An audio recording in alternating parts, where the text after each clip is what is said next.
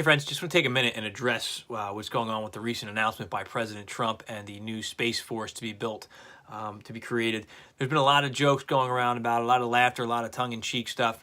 But this is something serious. This is something that I've been tracking for quite some time since starting up the Secret Podcast, and it goes deep. And I want to share it with you guys briefly. Hopefully, I don't get too long-winded. But there's a whole history behind this, and I think it's something that we need to be mindful of because things are being moved into place here, and it's going to sound tinfoil hattish, but I promise you it's not. It's well researched and well sourced. If we can go back, well, we'll go back a lot of different directions. But let's start. If we go back to the most recent election, where all the controversy and drama with President Trump, and think back to the WikiLeaks documents, and that's where a lot of this started to come out in some way, shape, or form.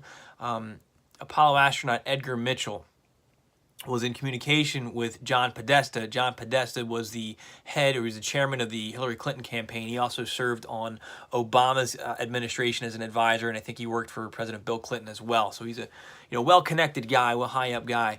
He was tweeted towards the end of Obama's run, his biggest regret is not handling the disclosure issue and making the knowledge of UFOs public. Hold that thought. We're going to come back to that. Edgar Mitchell, the Apollo astronaut, was reaching out to John Podesta, and through John Podesta's secretary, this was all disclosed through WikiLeaks, they're in the process of setting up a meeting. Now, what Edgar Mitchell was claiming was that Edgar Mitchell, again, a credible guy, said that he had been in communication with ETs. I know that sounds crazy, but this is what Edgar Mitchell's saying, not me. And he said that they were willing to share what's called zero-point energy. Now, zero-point energy apparently will get rid of our addiction to oil on this planet. But in order to do that, they wanted the governments of the world to promise not to weaponize space. That was their condition. Edgar Mitchell died shortly after, and as far as we know, the meeting never occurred between Edgar Mitchell and John Podesta. However, of those WikiLeaks, it also came out that Podesta was in touch with Tom DeLonge of Blink-182. Tom DeLonge was working with Podesta to release a series of 3 books, and in addition to create what's known as To the Stars Academy of Arts and Sciences. Now, that took a little bit more of a delay to get out there, but then this past November, the To the Stars Academy launched what was called they had a big disclosure moment, with former Pentagon officials, the Assistant Secretary of Defense, Chris Mellon was in there, Luis Elizondo, a career counterintelligence guy, Hal Puthoff. You do your research on Hal Puthoff and the things he's been involved in the government. And what they acknowledged was that UFOs are real, and they released some footage of it from a U.S. Navy video. That was further supported by acknowledgement through the Pentagon via the New York Post and the Washington Times, saying that UFOs do exist. We don't know where they come from, but no known military or country has these capabilities of the craft that we've observed. So this is a real phenomenon. It came out back in November. Now fast forward and you've got President Trump saying we're creating a Space Force because this is all connected.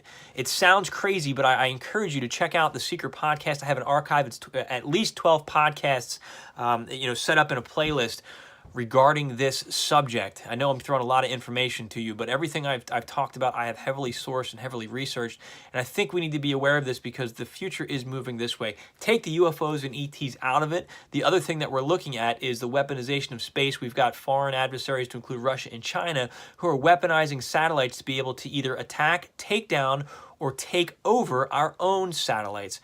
I'm not saying weaponizing space is the way to go, but there's a lot of interest and a lot of activity, and a lot of things going on that we're not quite privy to. Last thing I want you to look up is Dr. Stephen Greer. Dr. Stephen Greer recently had a movie come out on Netflix called Unacknowledged, and it has all of these former high-level officials who are now coming out saying, yep, we've worked on these black projects, UFOs do exist, and we have them in the government. Again, it sounds crazy, but you're going to want to check it out. Unacknowledged on Netflix.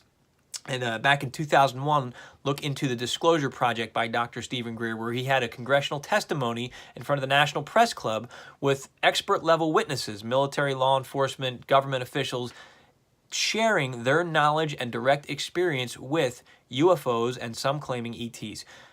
There's more going on here. I know we laugh when we see this, but please pay attention to it.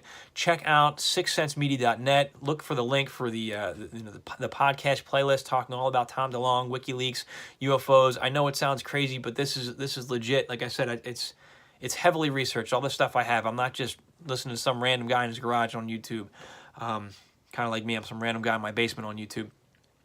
But please, I encourage you to check it out before we just dismiss what's happening in front of us, because we need to be well informed before we either support or go against whatever's being developed in front of us. It's very important. Thanks so much for listening, my friends.